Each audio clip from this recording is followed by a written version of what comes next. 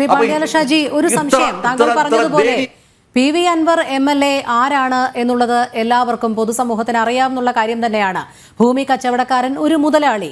അത് MLA ആയി, പൊതുപ്രവർത്തകനായി ഈ പറയുന്ന ആരോപണങ്ങളൊക്കെ തന്നെ എത്രത്തോളം ഇത് മറ്റുള്ളവരുടെ ശ്രദ്ധയിൽ വരുമെന്നും ജനം ഇത് എത്രത്തോളം അംഗീകരിക്കുമെന്നുള്ളതും ഇനി നോക്കിക്കാണേണ്ടുന്ന കാര്യം. താങ്കൾ പറഞ്ഞതുപോലെ ഇതിനൊരു രാഷ്ട്രീയ പശ്ചാത്തലവുമില്ല. പക്ഷേ ഈ CPM ജില്ലാ ബ്രാഞ്ച് കമ്മിറ്റികൾ യോഗം ആരംഭിച്ചപ്പോൾ ഇത് ചർച്ചാ വിഷയമാക്കിയിട്ടുണ്ട്. താങ്കൾ പറഞ്ഞതുപോലെ നിരാലംബരായ അല്ലെങ്കിൽ അടിച്ചമർത്തപ്പെട്ട ഒരു വർഗം ഇതൊരു സാഹചര്യമാക്കിക്കൊണ്ട്, ഇതൊരു കടന്നാക്രമണത്തിന് ഇടയാക്കിക്കൊണ്ട് മുന്നോട്ട് വരികയില്ലേ? അങ്ങനെ പിണറായി വിജയൻ എന്ന ഏകാധിപതിയെ ഒരു പരിധിവരെയെങ്കിലും തടയിടുന്നതിന്, ദുർബലനാക്കുന്നതിനും ഇടയാക്കുന്ന ഒരു സാഹചര്യത്തിലേക്ക് കാര്യങ്ങൾ എത്തുകയില്ലേ?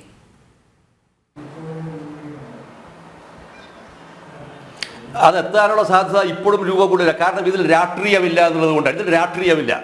ഇത് ശരിക്കും എന്താ പറഞ്ഞാൽ അവർക്ക് അതുകൊണ്ടാണ് ഇത് അധികാര ബന്ധങ്ങളുടെ താല്പര്യം മാത്രമായി ചുരുങ്ങിയാണ്. ഇതിനകത്ത് നിസ്സഹായരാക്കപ്പെട്ടിരിക്കുന്നവർക്ക് ആർക്കും തന്നെ ഇതിന്റെ അടുത്ത സമ്മേളനത്തിൽ അത് പ്രതീതിയാവാൻ പോലുമുള്ള പ്രായമുള്ളവരല്ല. അതാണ് അതിൽ ഏറ്റവും പ്രധാനപ്പെട്ട വിഷയം.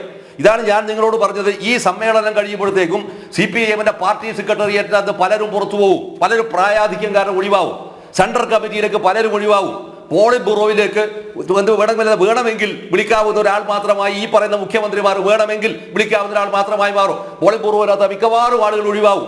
പാർട്ടിയുടെ മുൻ അഖിലേന്ത്യാ സെക്രട്ടറി ആക്കുന്ന പ്രകാശ് കാരാട്ട്, വൃന്ദ കാരാട്ട് ഉൾപ്പെടെയുള്ള മുഴുവൻ അതിനകത്ത് ഒഴിവാകും. പിന്നെ വരുന്നത് ആർ മാത്രം അതിനകത്ത് ബാക്കിയാവുന്ന ഒരാളാരാന്ന് പറഞ്ഞാൽ സീതാറാം യെച്ചൂരി മാത്രം അതിനകത്ത് ബാക്കിയാകും. ബാക്കി എല്ലാവരും പോകും.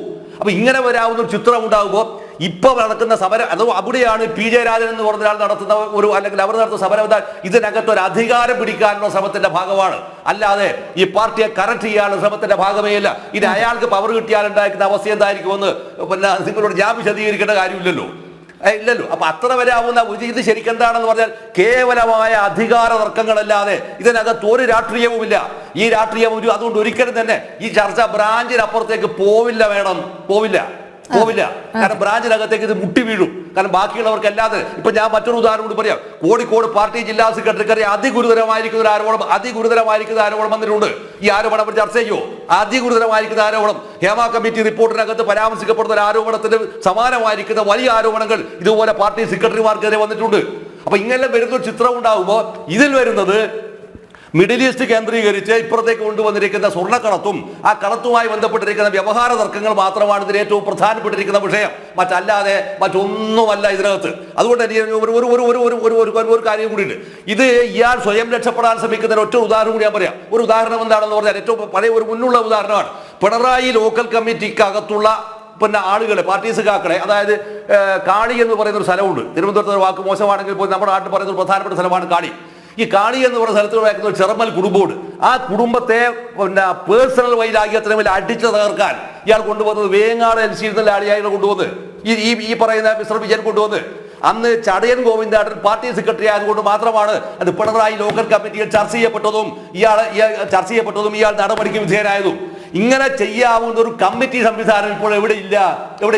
ഒരു സ്ഥലത്തും ഇപ്പോൾ ഇല്ല. കേരളത്തിൽ ഒരു സ്ഥലത്തും ഇല്ല.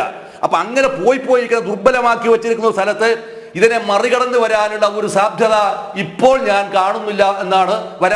വരുന്നതിനെ ഞാൻ സ്വാഗതം ചെയ്യും. പക്ഷേ ഇപ്പോൾ ഞാൻ അതിനെ കാണുന്നില്ല എന്നാണ് അതിന്റെ പ്രാഥമികമായ റൗണ്ടിൽ എനിക്കിപ്പോ സംസാരിക്കാനുള്ളത്. ശരി.